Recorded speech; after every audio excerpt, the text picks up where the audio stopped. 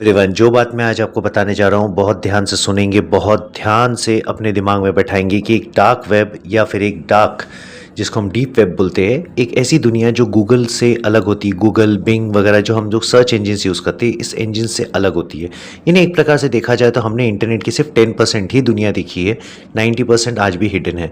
अब ये एक मिथ कहा जाता है कि वहाँ पे रेड रूम्स है जिसमें कि कुछ लोग बैठे हुए हैं, वो यहाँ से डिमांड करते हैं, पैसे भेजते हैं, तो सामने वाले को जिस तरीके से वो हार्म करना चाहते हैं या टॉर्चर करना चाहते हैं वैसा कर सकते हैं।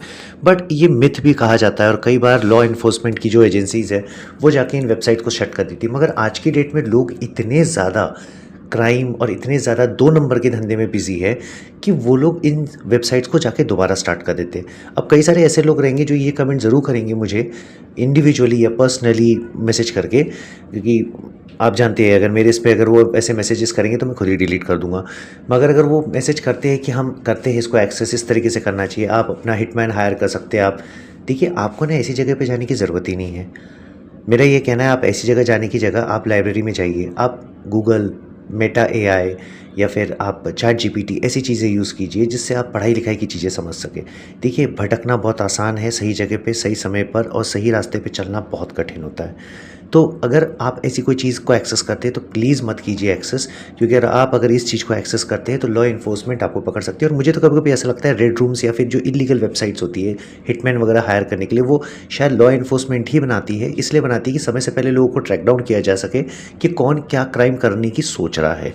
तो अभी इंडिया में ये ट्रेंड नहीं है, इंडिया में इतना लॉ इन्फोर्समेंट स्ट्रॉन्ग नहीं है। मगर अगर फॉरेन कंट्री की हम बात करते हैं तो वहाँ का लॉ इन्फोर्समेंट काफ़ी स्ट्रॉन्ग है। तो अभी हमारे यहाँ साइबर क्राइम बना है, लेटर ऑन धीरे धीरे वो डेवलप होगा और माइट भी पॉसिबल नेक्स्ट 10 ईयर्स में हम डाउन टू द लाइन ये भी देखेंगे कि शायद हमारी भी फंक्शनिंग उसी तरीके से होगी। तो मेरी आप सबसे गुजारिश है कि इस तरीके की वेबसाइट्स को बिल्कुल भी एक्सेस ना करें, और अगर आप एक्सेस करने की सोच रहे हैं तो याद रखिए you will put behind the bars. तो बिल्कुल ये सब चीज़ें मत कीजिए, नॉर्मल लाइफ जिए, अच्छे से पढ़ाई लिखाई कीजिए, अपनी रोज़ी रोटी कमाइए। ये सब चीज़ों में कुछ नहीं रखा हुआ है। एक बात याद रखिए, ज्ञान के पीछे भागेंगे तो अपने आप लक्ष्मी आएंगी, मगर अगर लक्ष्मी को गलत तरीके से हासिल करने की कोशिश करेंगे तो अज्ञानी कहलाएंगे। इसी के साथ अपना ध्यान रखिए। शुभ रात्रि।